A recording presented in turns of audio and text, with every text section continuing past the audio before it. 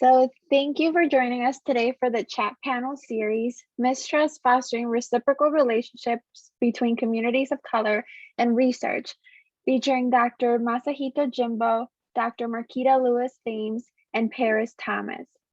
This is the finale of a three-part series to discuss the complicated relationship between academic entities and the communities that they are supposed to serve. The Center for Health Equity Transformation, or CHET's mission, is to lift health for all by exposing root causes of health inequities and serving as a hub that pushes boundaries in research, education, workforce development, and community engagement. Our vision is to bridge the gaps between research, community needs, and policy by transforming systems and structures so that everyone has the opportunity to achieve their best possible health.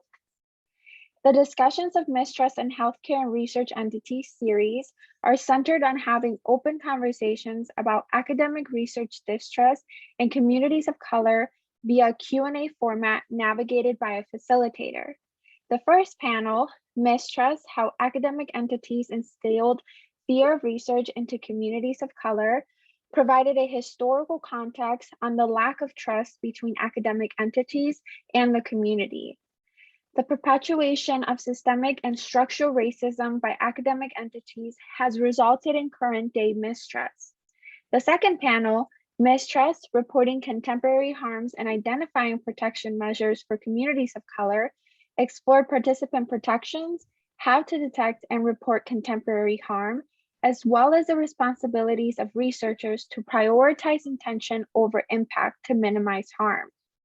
During today's discussion panel, we'll explore how researchers can begin relationship building with historically marginalized communities. It is my pleasure to introduce today's facilitator, Dr. Masahito Jimbo. Dr. Jimbo, Department Head of Family and Community Medicine, University of Illinois at Chicago, is a nationally recognized family medicine scholar and leader. He has extensive experience in working with physician practices to improve cancer screening and share decision-making with major funding from the National Cancer Institute, and currently strives to improve cancer disparity through his role as MPI for Chicago CHEC. He has been involved in guidelines development regionally, Michigan, and nationally, National Comprehensive Cancer Network. As a department head, Dr. Jimbo strives to provide transparency, fairness, and inclusion in all aspects of decision-making involving the department.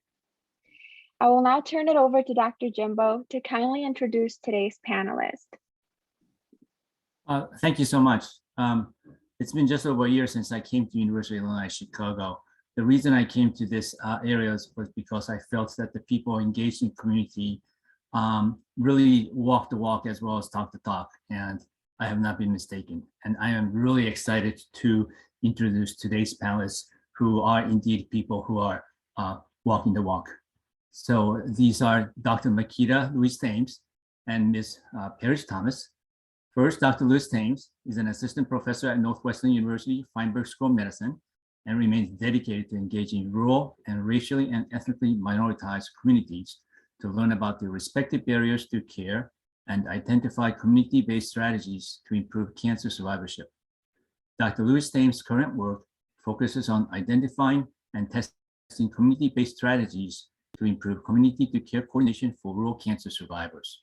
She is currently testing strategies to improve telehealth navigation for rural older adults, and she's also working on a Care One funded by the National Cancer Institute to embed community health workers in clinical care teams of rural lung cancer survivors. Ms. Paris Thomas is the Director of Program Operations at Equal Hope, where she is responsible for the operational oversight of all organization programs and activities. Paris is a community health professional committed to improving the health of vulnerable populations and reducing health disparities in underserved communities. Prior to Equal Hope, Paris led numerous healthcare projects and developed innovative strategies and tools to improve patients' quality of care. Paris has accreditations in project management, health education, and holds degrees in physiology, health informatics, public health education, and is currently a doctoral candidate with research interests around community violence and health disparities, with a focus on health outcomes in underserved communities. So welcome, and I'm really excited to have a conversation with both of you.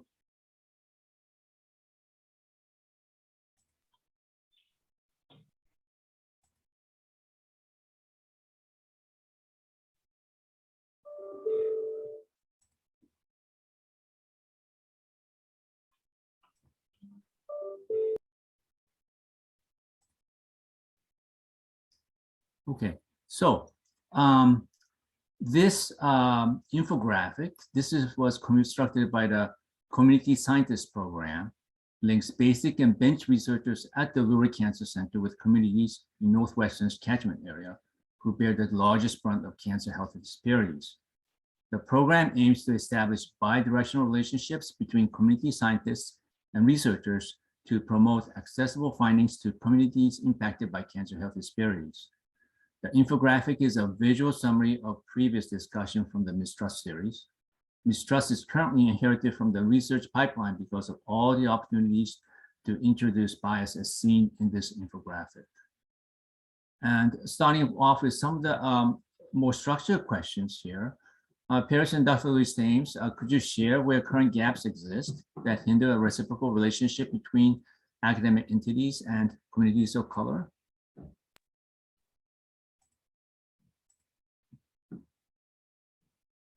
Can you repeat that? I apologize. I couldn't hear the question very clearly. Oh, sure. You know what? Let me go ahead and increase my volume. Okay. Yeah. So if both of you could share where, based on this infographic, where current gaps exist that hinder a reciprocal relationship between academic entities and communities of color. And I believe this infographic illustrates various areas where there should be more collaboration, but perhaps it's not happening and creating a barrier. So I can start by naming a few that we happen to run into. One would be cultural and linguistic differences, as well as financial and time constraints for participants in the community.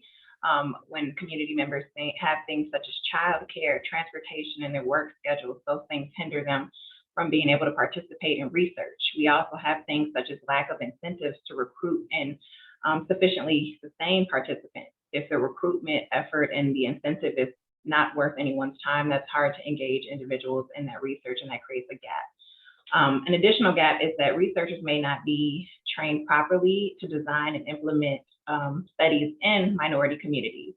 And this is due to things such as fear of exploitation based on historical unethical practices, unseen racial biases.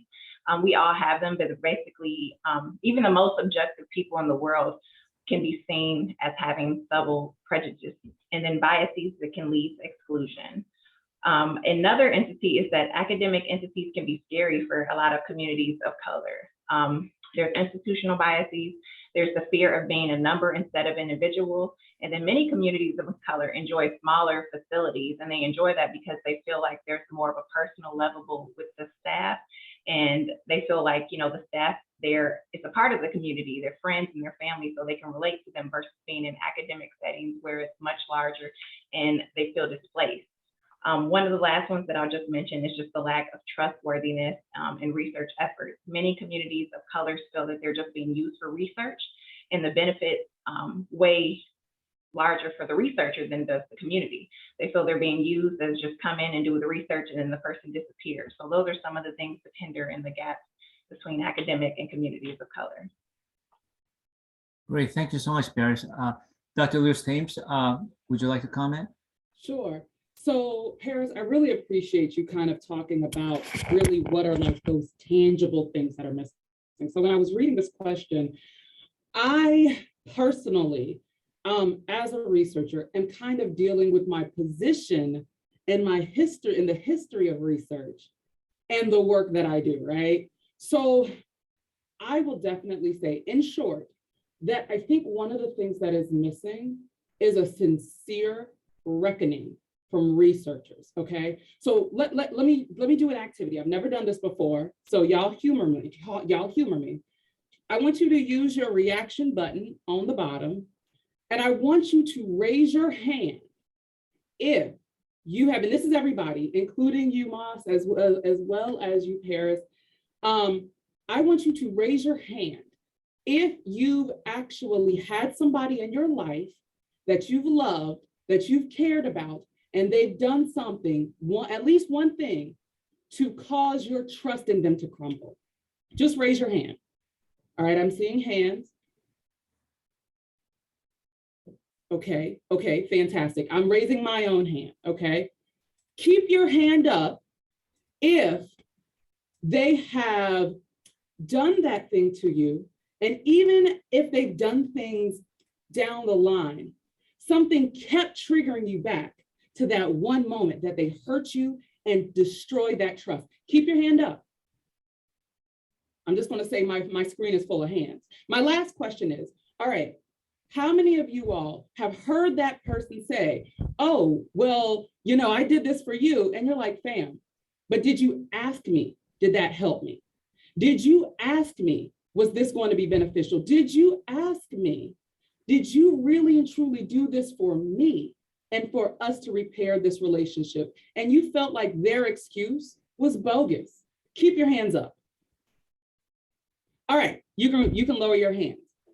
So the reason why I go through that is not to re-traumatize y'all, but the reason why I go through that is because medicine and research has a terrible relationship with minoritized groups. And in the 1840s, Dr. Sims would use his own slaves to perform gynecological experiments to understand how the woman's reproductive organs work and how to treat women's histological problems. We also know that the story with the Tuskegee experiment, 50 years where folks were lied to as far as receiving treatment. We know that even as early as, well, if you don't know, even as early as 2010, marginalized folks were had forced sterilizations because we wanted to do experiments. In California, as early as 2010, incarcerated women were actually succumbed or actually had forced sterilization. So I say all this to say, you all, and I don't know your age, you all have had someone who's crumbled your mistrust. You all have had experiences where they tried to reconcile and they missed the mark. The United States history has seen this before 1840. And we're seeing issues where minoritized individuals and people of color were done wrong by research as late as 2010. So how can we begin to think we're going to repair this gap until there's many more years of reckoning, until there's many more years of reconciliation and repentance, if that can even happen? There has to be a realization that, you know, these efforts between, and I'm gonna go on the pipeline, between funders and funding opportunities to look at community engagement and to look at health equity are not just Band-Aids. They're not quick solutions. Thank you for the extra money to look in health equity. That's great. I'm so glad that there's an extra effort in our clinical trials to have diverse audiences, but wait, you've been doing terrible things since 1840 and beyond. So we've got to really look at our history and realize as researchers, there's a lot of reckoning that we must do in order to begin to reconcile the process, reconcile our relationships with minoritized groups. Okay, I'm gonna stop there. Thank you so much. This actually addresses one question I had. Looking at this pipeline, oftentimes it's the step of the study participants when the community is actually involved. And not before that. And more recently, hopefully people have been, the community has been involved more in the study protocol or scientists or even the funding opportunity. But I feel like we're still missing a mark in this diagram. There should be a step even before this, even before the funder step, where, as you said, yes, we have to repair the relationship. We have to build the trust. For us to do that, there shouldn't be like a vested interest in terms of us as academicians that, okay, there's this funding available and we want to involve you in trying to create an advisor panel first and then come up with yada yada. But perhaps even before that, let's just have a conversation. Let's start a relationship. Yes, there might be funding available later on, but we just want to get to know you better. Perhaps there should be a step even before this funder process in this pipeline. Moss, I absolutely agree with you that we have to build the relationships with folks before the funding opportunity comes about. We've got to build that trust and be purposeful before you dangle dollar bills and opportunities of promotion and tenure and so forth in front of folks' faces so that there can be that genuine partnership developed. I also want to say that through the community scientist program, which I think is amazing, this is something that was kind of developed, but co-created with community members as well as researchers and working collaboratively. And so I also want to, I think it's awesome that they're saying, like, let's start off with the funders. I wonder if they even had the space or even they've considered, you know, hey, where does partnership even develop? Where does partnership belong? And I would love to have that question or even those thoughts from any of the community scientists, you know, who may even be here or further on, because I absolutely agree. And I'm curious where those community scientists felt that that partnership would be on this pipeline. Yeah, well, perhaps we should open it up for any comments from the audience now, if people have thoughts about that. And certainly I would like to get some comments from you, Paris, as well regarding this. There should be a step even before this, that there should be a step of just really not have any vested interest in funding or other issues that's advantageous to the researchers to be promoted, but to really let's really start a mutually beneficial win-win relationship that can really benefit the both sides. And maybe we shouldn't even think of it as a both sides. How can we make sure that we are working as one group? Any thoughts there, Paris, and perhaps some from the audience? Thank you. Yeah, I certainly agree with Dr. Lewis-Thames that starting before that funder piece is so critical to any type of research project and building that trust with the community. And one of the biggest ways to do that is through the community-based organizations and the trusted messengers that are already in place. If you don't get them on board, you're going to have an even harder time of getting the community involved. So you have to have the trust in place with those community systems and do an analysis to see which organizations are trusted and truly serving this community. Because the community, I can guarantee you, are going to those community-based organizations that you probably need to create a partnership with. And that partnership needs to be beneficial for both sides, because as you can imagine, community-based work isn't just free. Eventually they do have to pay employees and they do have to do this work, but they have people from those communities structured in their CBOs. So I certainly agree that this work is prior to funding, because I think that's a big gap here in research. People feel like researchers come in to, you know, minority communities and they get what they need and then they leave. And then they hear about it, or maybe the grapevine, like, what happened with that project? No one ever came back with the intervention. No one followed up with us. We never got any results. So that really is a big problem when we're talking about trust in the community. Right. And certainly we would welcome comments from the audience, but you know, kind of following up to that. So what can we do? I mean, for example, as a department head, what I like to do is obviously, I want to make sure my faculty folks have success, but at the same time, we would like to make sure that as an institution that has one of the missions to be social justice and involvement with the community, make sure that we create such a environment of mutual respect and understanding between us and the community. And I always think about, okay, so what can I do as a leader to kind of help my junior faculty and senior faculty achieve success in those areas? What are some of the support that can be given?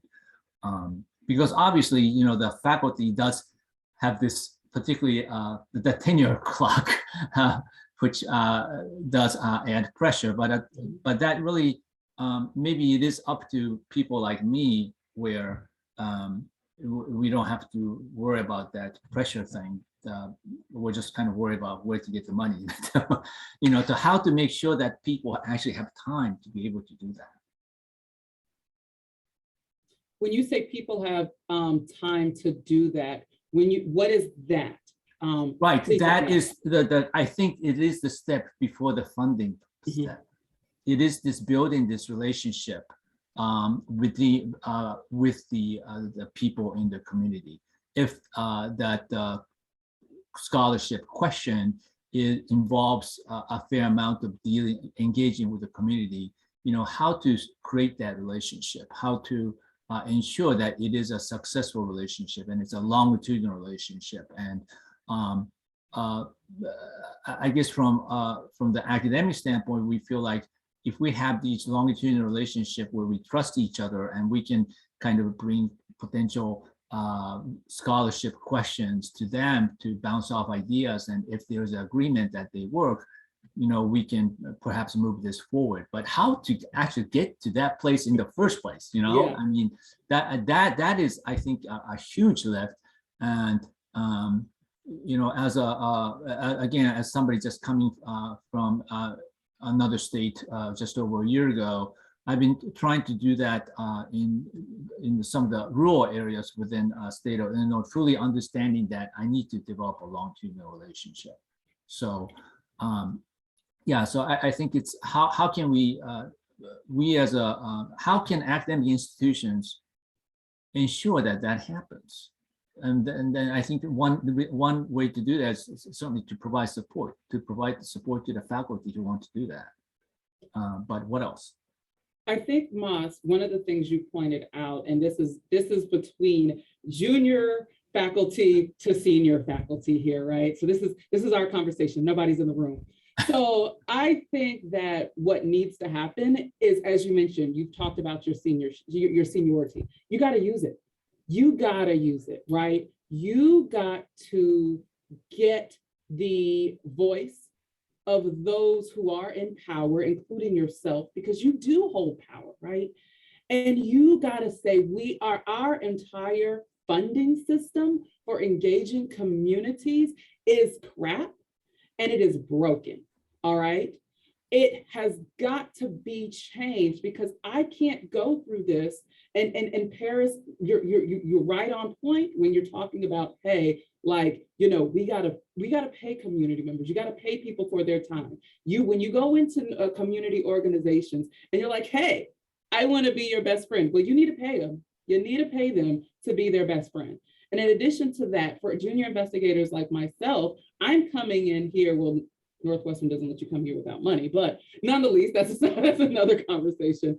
I'm coming in here with minimal dollars, and I hope to build a relationship with Paris, but I don't have the money to do so. So I need folks like you, Moss, to stand up and say, we've got to make sure, if we're going to do this community engaged work, that we bring in folks so they have money in their, make sure that they have money in their, what's the word I want to say, their startup funds dedicated for community engagement. So that when I get hired, I can go straight to Paris and say, Paris, I don't have a project. And the reason why I don't have a project is because I know that there are some health outcomes in communities, and I want to be a part of the change, but I know you know best. And so can you help me out to do so? And if you have time to do it, I have the funds to do it. And so, Moss, it takes those senior individuals to change the structure in our funders. It takes you to change the structure in our institutions. It takes you, as you already said, you started with your actual department, with your lab, and you're talking about social justice, and you're talking about health equity, and that has got to go to the next level.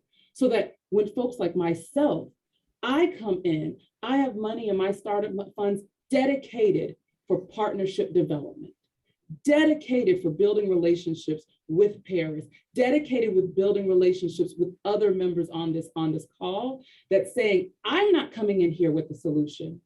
I want to work together for us to come up with solutions for your community. Does that make sense? It does to me, yes, and I've heard that loud and clear. Yeah, and it is in a way kind of a grounded theory approach in a way, right? In that, okay, how can you create a hypothesis when you don't really know what the people want, what's on people's mind, and how to do that? And then that's a part actually where, as somebody in the tenure track, yes, you need to have this huge research question that you strive to answer through various steps. But even to develop that research question to really involve the community, that has to be involved first before you get that big research question. Absolutely. Yeah, Absolutely. and that can, or at least even if you have a big research question, by involving with the people in the community, you modify it.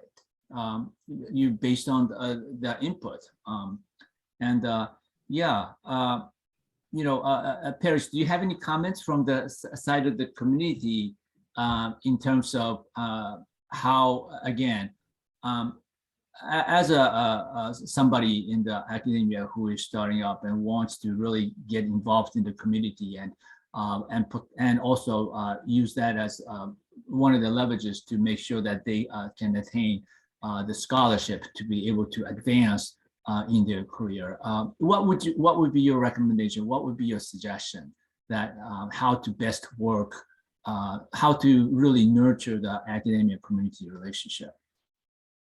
I think the best way to really foster and hold on to that relationship is just really the engagement of those community members and community-based organizations.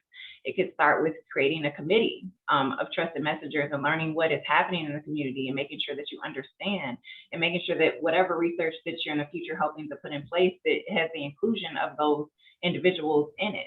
And not just a researcher coming from the outside or having someone. And I tell people, one of the biggest things I think that people really push is cultural diversity in research, but not only, looking like me or having the same, hair texture as me, but actually coming from the community makes a difference. So if you're from Austin, an Austin person will relate and understand the cultural cues and the things that you're saying, and we can have a girlfriend talk back. And that's one of the strongest things that we say. Just don't come in with research that isn't culturally sensitive or that doesn't include the community, because I guarantee the community will be willing to be a part of it in some way. So creating a committee or a focus group to kind of get their roles in that and what that looks like. They can also help you with some of the language around research. We see a lot of times the language in research can come off as have certain biases in it. There was research to show that certain things and how they're prescribed when it comes to certain minority groups can be negative and deemed as negative when they're hearing it. So they can help you with all of these things in order to uplift the research that you're trying to do. And so I think that's really where that fostering takes place, is prior to it, and just gaining the trust and creating committees and focus groups and really understanding the community and creating a safe space for them to be able to provide feedback. Great, thank you so much. And there was one comment from the audience, Fatima Mirza.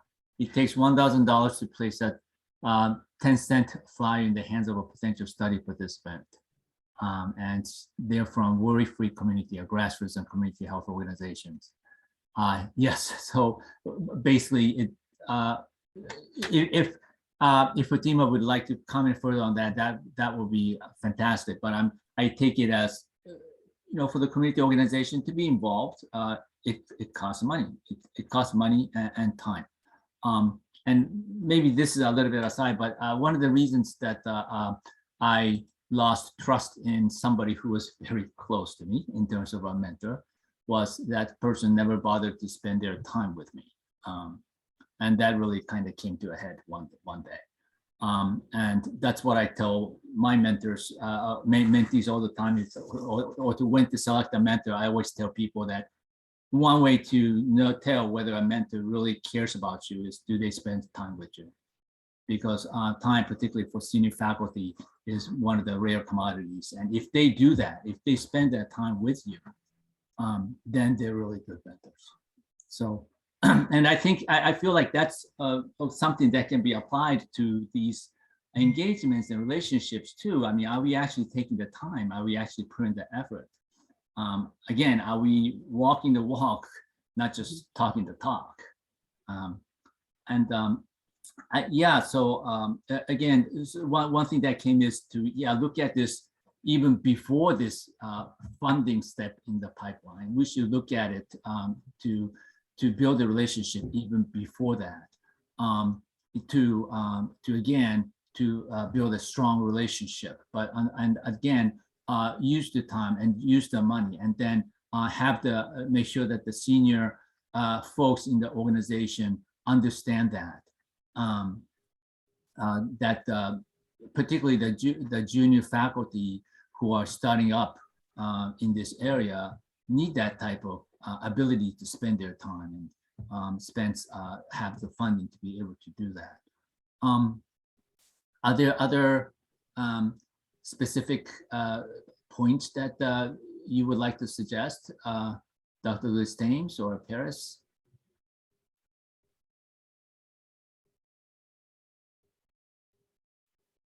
I feel like in all of this, we've addressed kind of the key points that at least I try to do, and I'm growing in this process of being a researcher, being community engaged. As Paris kind of pointed out, getting somebody who is from that community. So I'm originally from North Carolina, and my family is from rural South Carolina, hence why a lot of my rural research comes from. It's just that identity. And, you know, even the work that I do in rural South Carolina, Alabama, so forth, you know, I always had this call, who's your people principle, right? So it's not that I come to a community and tell them fantastic, amazing, beautiful ideas, you know, that I've written up in 3 amazing aims, and that I've gotten the seal of approval and high impact scores from National Cancer Institute, whatever the case may be. It's the fact that Mrs. Johnson said, okay, here's Dr. Lewis-Thames, here's Marquita, and she's going to speak to us. It's just the fact that Miss Johnson or Grandma Will or Uncle James said before his congregation that Marquita can speak to y'all. That means a difference. And people often ask me, you know, well, how do you come? And I'll be very, very, well, no, I'm not going to be that frank, maybe off camera. But some people often ask me, you know, how do you come before folks, you know, who may be, especially because I'm doing rural health here, who may be racially, politically, very, very different than me. And I say, because I've learned how to shut up and let somebody else speak. And so I have to co-sign on what Paris mentioned. And I do believe that as researchers, there is humbling that we have to take on in order to go into communities and to really find a way to make sure that this relationship is bi-directional. Our communities getting what they need from this relationship, and our researchers getting what they need. And I think the last thing that I would add is making sure that there's transparency. Paris kind of knocked on this as far as accountability when she was talking about, like, people go into a community and it's just like, well, what happened? What happened to the results of this? But having that transparency all along, you know, from the beginning to end, and let it be known that, hey, I'm not trying to be your friend for just the project, but, you know, here is outlining how often we'll talk. I recognize you're busy, so I'm not going to ask you things last minute. I'm going to give you, you know, I give everybody 20, like telling folks, I give people 2 weeks to look back on things. All of those things, transparency. This is what you'll be paid for. This is what we're asking. This is what you're asking of us. So having that transparency, having that accountability, and actually writing it down. This is not a verbal agreement. This is something that needs to be something that's written so that each individual can go back and say, this is where we are in this relationship. And that helps with that trust, because now I know what I'm getting out of you. And you know, and it's not this shroud of ambiguity. Great. Thank you so much. I heard that your family is from South Carolina, but you're from rural North Carolina? No, I'm actually from Charlotte. My family is from Dorchester County, Oh, which is Charlotte. about, Okay. Okay. Yeah, because I used to work at Montgomery County in North Carolina for about 3 years right after my residency, which was an hour east of Charlotte. just wanted to kind of throw that fact out there. Yeah, and let's see, I think there were some other things from the chat, again, from Fatima. Thank you so much. They mentioned that you can also get CBOs based on their operational model, framework, and data points they have in place to match your outcomes with the CBOs. Thank you so much for that comment. Now, so Paris, from your experience, what are some of the projects that you felt that really benefited the community? And what do you, I would assume one of the features of that would be that they actually follow up with you. But what are the other kind of, maybe some of the attributes that you can maybe specify that kind of left the impression upon you that, yes, this project really helped the community, and this project really got it, got what the community needed and got the community involved and got all the right things done. Yeah, so several things that kind of have been impressionable to me when researchers come in are things that are just tailored to the trusted messengers. I think anyone can come into a community and partner with a CBO and say, here's our stuff, you go ahead and tell them about our project and get people recruited. A lot of community health workers are very community-based people. They don't have advanced degrees. And so really breaking down that language, and I had a project that actually worked with our organization and broke it down in layman's terms so that they could relate and understand what was going on. And like, you want us to enroll people in a clinical trial, but we have no idea what it says on this paper. And so they were able to make that very layman so that our community health workers could understand that and then go back into the community and make it even more relatable to bridge that health literacy gap that stands in the way of a lot of research. I think another thing that really plays a powerful strategy role is just, I said it, follow up, but there's like little things. So, research that addresses competing demands of the community. You can come and say, I want you to do this research, but you only have the times available of 8 a.m. to 5 p.m. I can guarantee most of our constituents and community members are working and they're not taking off for an incentive because they have priorities and they have to keep food on the table. So working around those schedules, many women have child care assistants and things like that. I can't show up because I have children to watch. I don't even have time for this. And then I also think one of the biggest pieces is being culturally congruent and addressing mistrust and stigma. I think a lot of us have the idea of like, let's address this behavioral issue. And a lot of times we blame it particularly on the community or individual person. And I think it's what Dr. Lewis-Thames was getting at. You have to really address those structural things that are in place and systems that are in place to build up that trust. And so there has been research that has approached us that has tried to do that in such an equitable way that makes sense. There's these equity gaps I feel sometimes that are in place that people are like, hey, we come do this equity work and then it's not followed up, or there's balls dropped, and there's several equity gaps that can stay in place if you believe that you're doing that equitable work. So I think those are some of the main things that can really help a community-based organization and academic institution have a great partnership. So it sounds like some of the key importance are transparency, being humble and really listen to what the community has to say, and follow up. Whether there was success or whether there was not a success, important to do the follow up. This was more about the project. How about the longitudinal relationship between the community and the academic organization, separate from these independent projects? This just ongoing longitudinal relationship where maybe projects come and go, but there's this established relationship and there's this trust, and it just kind of keeps going. Have you had relationships like that or heard of such success where that is an ongoing reciprocal relationship? And what are I assume that much of the success comes from the attributes already discussed, but maybe perhaps if you could comment a bit more on and what are the other features of such a successful relationship? So long-term success for community-based organizations is basically buying into our mission. If we can tell that you are truly buying into our mission, you'll have a long-term relationship. So we have several researchers and we have a strong relationship with several academic partners, and many of those researchers sit on our committees.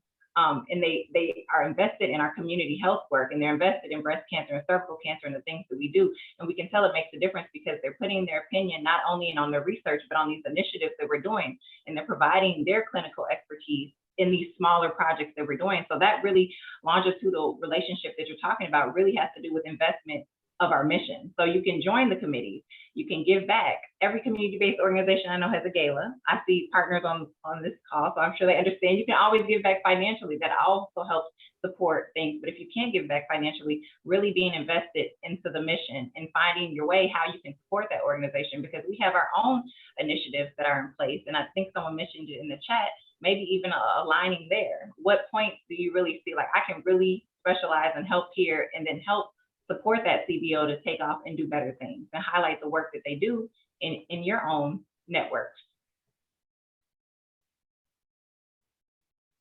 Great. Thank you so much. This has been really a wonderful discussion. There is, I think, a question from Carol Haywood relating to transparency and follow-up. Do you have suggestions for how to address tension between the slow pace of research and the often immediate needs of communities? Many times I felt as though I'm taking up space as a researcher while asking community partners to invest in something that won't have an immediate impact. Yeah, I think that is a very important question. We obviously have these multiple rounds of grant applications, which are not necessarily successful the first time around. And then often the time that we first talk about it with community partners, and when it actually is implemented, there can be like several years of period. And how do we address that? I think that's a very important question. Dr. Lewis-Thames in Paris, any comments regarding that? I will say that I have had success when I've aligned with an organization, and much as Paris said, just align with their mission. So now it's no longer me obligated to the community. In essence, I'm part of the many different activities this community is offering, this community organization is offering. And so nobody is, and I don't want to sound duplicitous or negligent when I say this, but nobody's holding me accountable for impact. Because I'm working through a community-based organization and they have an overall agenda, I'm just helping them advance their agenda. And so the expectation from the community members, and as I mentioned to you, it's Miss Johnson who's actually who's speaking for me. I'm not speaking.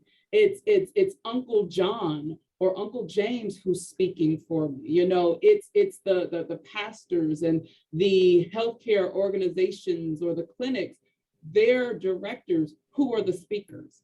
And so there's not this kind of like direct correlation saying like, this is Marquita or Dr. Lewis-Thames project. I'm helping this community organization build on their existing mission. And I'm adding to, or I'm helping to add to the, what's the word I want to say? To just kind of the flavors that this organization already brings. I hope that makes sense. I can actually give you a very explicit example. So had a community partnership where we were working with in Alabama. Community partnership was working with a nonprofit that was in Livingston, Alabama, and it had a whole agenda dedicated to health and wellness. So it was very often in the community that we were called Deborah Clark's group. That's what we were called. And that was okay, because we did work out of the community-based organization.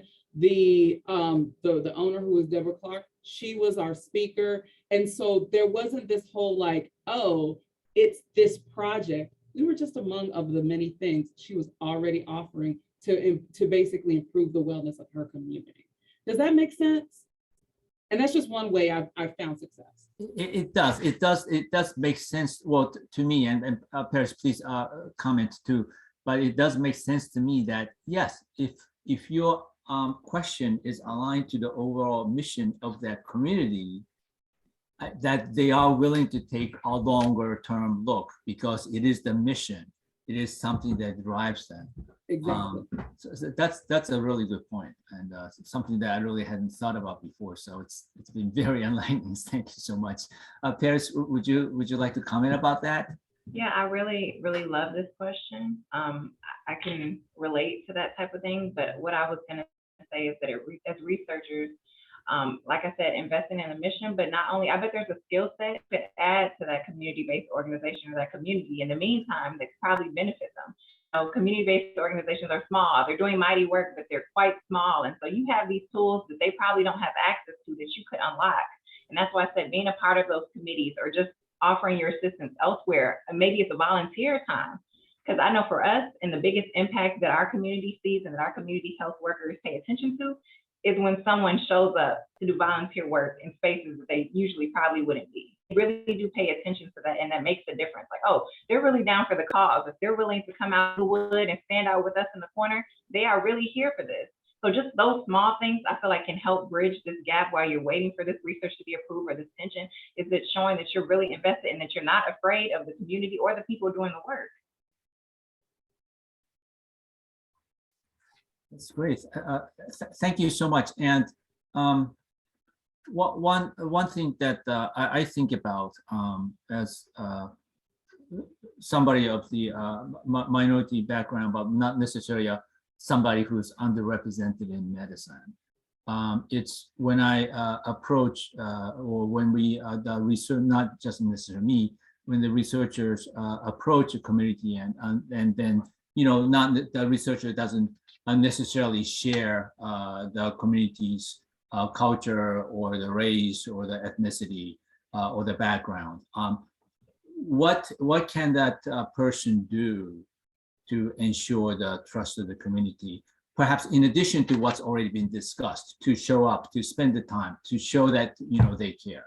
Other things that the person can do to potentially overcome the barriers in terms of the differences in backgrounds?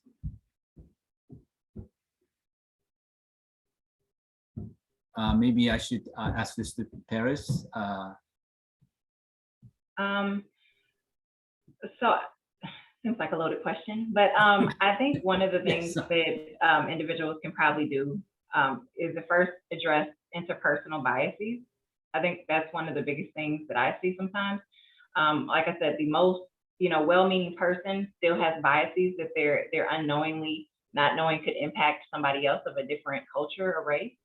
So I think really sitting with that, especially when you're coming in and understanding like these different metrics, and I don't want to get too in depth with it, but like when you see a certain person and they may have a hood on, what is your first perception when you see that, and how will you take it, and how would you react or interact with that person?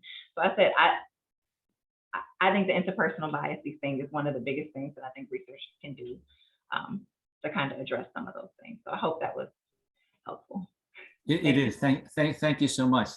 Dr. Lewis-Thames, do you have comments about that? I think the way, so I'm going to again use my example. So absolutely, working and doing rural health and working in rural Illinois is vastly different than rural Alabama, rural North Carolina, right? So the rural population here in Illinois is like 95% white. There's a few pockets of like Latinx and McHenry, and then in Southern Illinois, a few pockets of Black, but mostly white. And I think I often deal with that, what you're talking about, Mas, in the sense of, here is this Black, loud woman coming to you, talking about health, and, and how do you receive me, right? Now, I don't look like you. And you may actually have some bias against me, because I don't belong here. And so, or if y'all don't know, Illinois doesn't like Chicago. They don't. And when I say Southern Illinois, I'm talking even further south than Joliet. So that's probably one of the reasons why Illinois doesn't like Chicago. There's a contentious relationship. So I'm a Black woman from Chicago talking about rural health. And as you talked about, Moss, like, I look very different than the stakeholders that I'm working with. And I have found it works better for me, again, just to realize and understand there's going to be these challenges, but at the end of the day, access to care and rural health is a passion and a value that I have.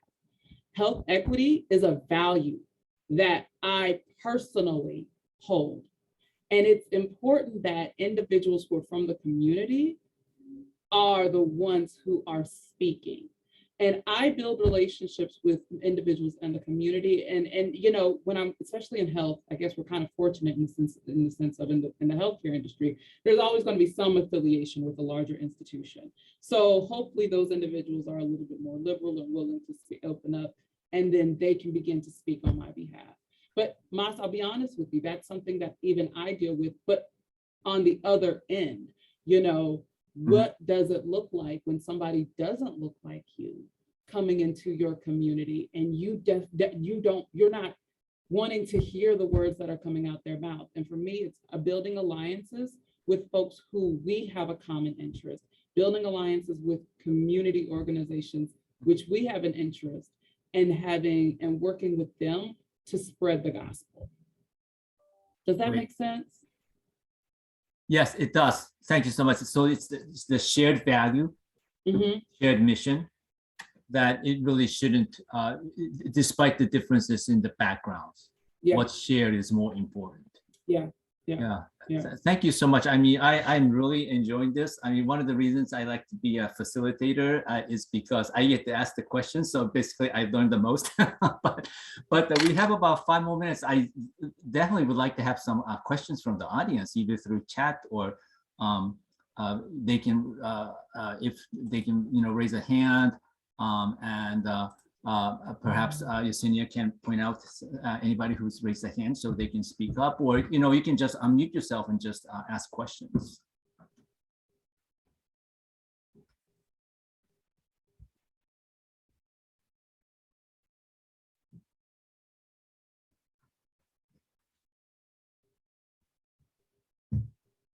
I have a question. Hi, I'm sorry, my camera is off. I'm in a different place right now. Thank you so much for everything. I think this discussion is really interesting. I'm someone who is a first year PhD student, and like I'm interested in like starting off in this. And so I'm just kind of curious about, like, this is like a pipeline, right? But like research is often like cyclical, and there's like constant, like a lot of constant communication. So how do you like maintain that relationship, and like what venues, or like in your experiences, like what has been helpful in trying to keep the efforts going? Because like if you're working with community organizations, like you're not the face of just like that research, that it could be emblematic of larger things. I'm particularly interested in working with like domestic violence organizations, for example.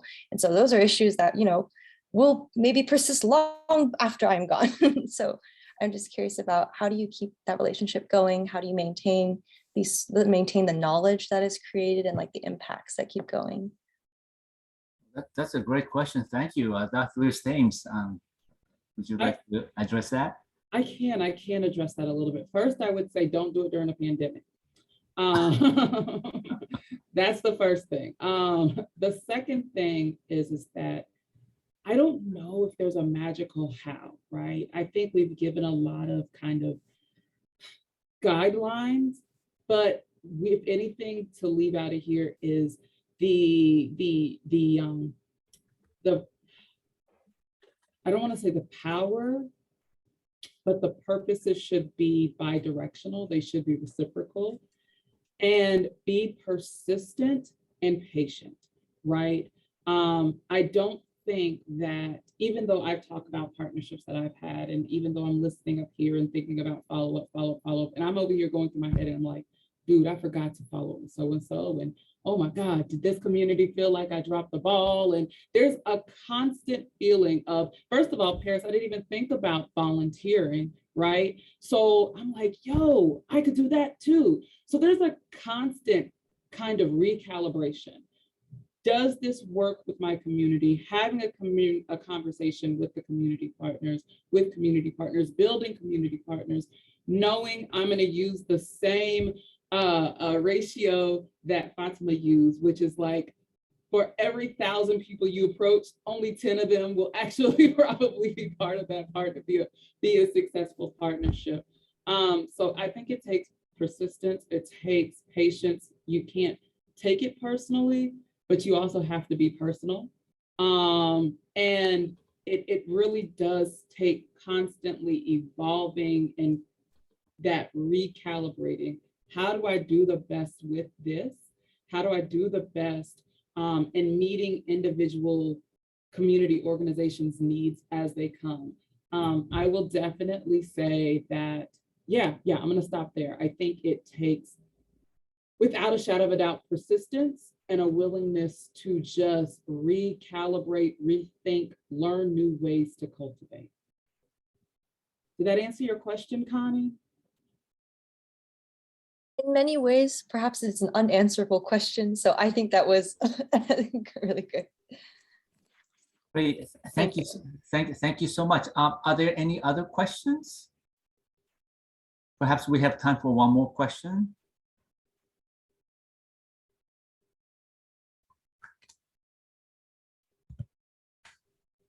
Okay, well, thank you so much. One thing, perhaps, Paris, perhaps you can comment from your side regarding the last question, if you feel like there's something that you would like to talk about.